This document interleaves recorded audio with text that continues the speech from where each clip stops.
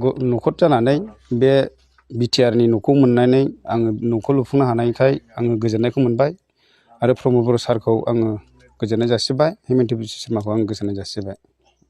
आगोलाव बेबायदि न' मोनाखै नामा? आगोलाव आं जेबो न' मोनफेराखै सरकारनि बुस्थुखौनो मोनफेराखैमोन आङो दा बेनो फार्स्ट आरो बेनो। मा बिजनेससो गोलैयो? आंथ' बिजनेसा बिदिनो आबाद बिसिडिसिआ खुंग्रिं।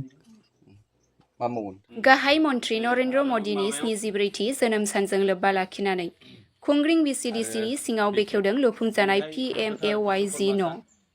बिटिआरनि गुबुन गुबुन बिसिडिसिआव भारतनि गाहाय मन्त्रि नरेन्द्र मदिनि जोनोम सानजों लोब्बा लाखिनानै दिनै बिसिडिसिनि मासिगिरि आरो सोद्रोमाफोरा लुफुंजानाय PMAYG न' बेखेवनाय आरो सेन्सक लेटार बिलाइनाय हाबाफारि लानायखौ नुनो मोननाय जादों।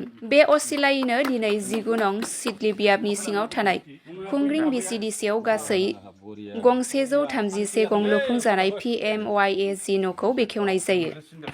बे हाबाफारियावनो बाहागो लायो बेखेवगिरि हिसाबै 14 नं चिरांदुवार ब्लक कमिटि इउपिपिएलनि आफादगिरि बिरदाव मुसाहारि आरो खुंग्रिं बिसिडिसिनि मासिगिरि अष्टमी नार्जारी बिथांमोनहा।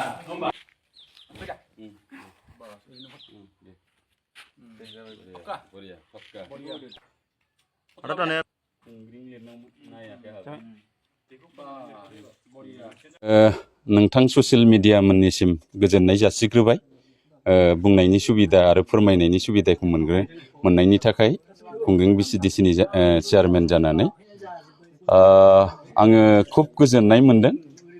दिनैहाय जोङो जेब्लानाखि चेयारमेन जिरायजेननायनिफ्राय जोङो 900 बेनि खाथियाव जोङो PMAYG पाब्लिकफोरनो बेनिफिसारिफोरनो होनो हाबाय। बेनि गेजेराव जोंहा नै दिनैहाय गृह प्रवेश डे सेलिब्रेसन जोंहा नरेन्द्र मदि साहाब गावनि जोनोम सानाव फालिनो थिनदों। बे हिसाबै जोङो मोननै एजेन्डा दं बेवहाय। बेयो जाहैबाय जायफ्रा आवास प्लासआव न'खौ मोननानै लुफुंनो हाबाय बेखौ बेखेवनानै होनांगौ आरो आवास प्लासआवनो जोंहा बाखि थाबावनाय बे बेनिफिसारिफोरनो दिनै सेंसन लेटारखौ दा एसे उनाव 12 बाजिसेयाव जोङो राननानै होगोन।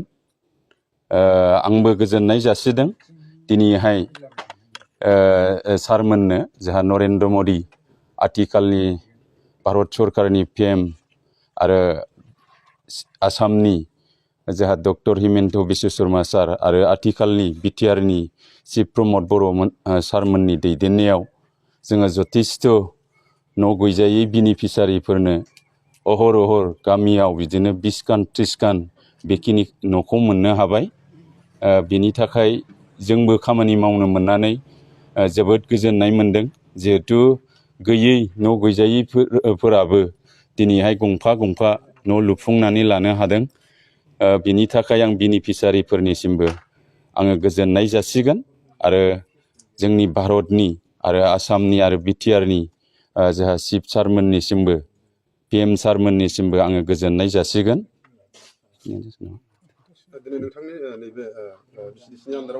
दिनै जोंहा टारगेट दंखायो 119 जन बेखौ जों बेखेवनानै होगोन। बिथांमोना लुफुंनो हायाखै बेफोरखौ लुफुंनानै होनो नोंथाङा मा खावलायनो सानो? जोंनावथ' इसिबां मानि लुफुङै बेबायदि गैया, माने बांद्राय कारापसन बेबायदि गैया आरो जायफ्रा माने मोनदों बिसोरो माने 95%सोआ आवगायनानै थादों आरोखि जोंनिया। जोंनाव बेनोल' माने मिस्ट्रिफोर गैजायैनि थाखाय जोंहा एसे उसुबिदा जायो लुनायाव लेट जायो। जेरैबायदि सरकारनि 3 मान्थनि गेजेराव जों लुफुंनानै होनांगौआव जोङो 5-6 दान बेबायदि जोंनि थाखाय सिमबो खुलुमनाय जासिबाय। दिनैहाय जोंहा गोथार बिश्वकर्मा फुजा, लोगोसेयैनो भारतनि गाहाय मन्त्रि मानव गेदेर नरेन्द्र मदिनि 74थि जोनोम सान बेजों लोब्बा लाखिनानै सारा भारत नाङै दिनैहाय जे प्रधान मन्त्रि जे आवास यजना जे PMAYG न' बे मोनग्राफोरनि दिनैहाय मोनसे लुफुंनाय, बे लुफुंनायखौ बेखेवनानै होनायनि मोनसे दिनै सान्थि खालामदों।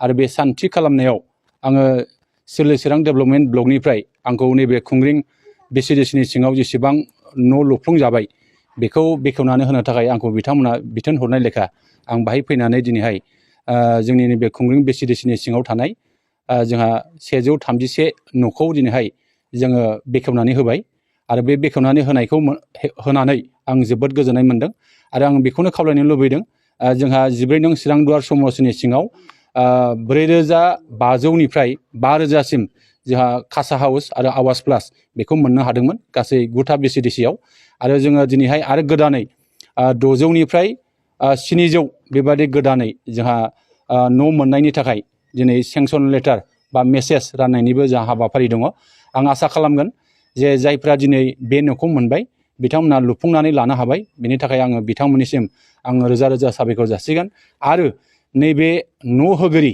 जोंहा भारतनि गाहाय मन्थ्रि नरेन्द्र मदि बिथांनोबो आङो साबायखर जासिगोन आसामनि गिबि मन्थ्रि डक्टर हिमन्त बिश्व शर्मा बिथांनोबो आङो साबायखर जासिगोन लोगोसेयैनो जोंनि बिटिआरनि गाहाय मावफुं सोद्रोमा मानव गेदेर प्रमद बर' बिथांनोबो आं साबायखर जासिगोन आरो बिथांमोननि गोख्रों नोजोर लाखिनाय बिथांमोननि अननायावनो दिनै गोरिब गुन्द्राफ्रा दिनै बेबादि न' मोननानै मोनसे मोजां न' लुफुंनानै होनायाव बिथांमोना निस्सय जोंनो रोजा रोजा साबायखर जासिदों आं आसा खालामो आरो फैबाय थानाय समाव जोङो निस्सय जोंनि गोबां जायफ्रा दिनै न' मोननायनि राहा गैयामोन बिथांमोनहाबो न' मोनबावगोन आरो न' होनायनि बेबस्थाया निस्सय जागोन आं बेखौ मिजिं खालामो जों माब्लाबा मोगा-मोगि जानो गोनां जायो जे सोरबा सोरबा रायजोफ्रा सारा भारत नाङै गोबां बेबादि न' जानायखाय आरो जोंहा गुबुन गुबुन जायगानि थासारिफ्रा आलादा आलादा जानायखाय दिनैहाय नांगौ समाव थि समाव थिखानाय सम मथे बेबादि मावनो हायैखौ निस्सय जों नुदों बाहाय गोबां जेंना दङ बे जेंनाफोर थानायनि थाखाय निस्सय सम मथे लुफुंनो हायाखै दिनै सरकारा बिनि सायाव गोख्रों नोजोर लानानै दिनै फारि फारि न' लुनायनि बेबस्था सोलिगासिनो दङ आरो जोङो आसा खालामो कमप्लिट बे न'खौ जोङो थाबैनो नैबे सेप्तेम्बर नभेम्बरनि गेजेरावनो फोजोबनानै होनायनि थांखि लानायखौ जोङो नुनो मोनदों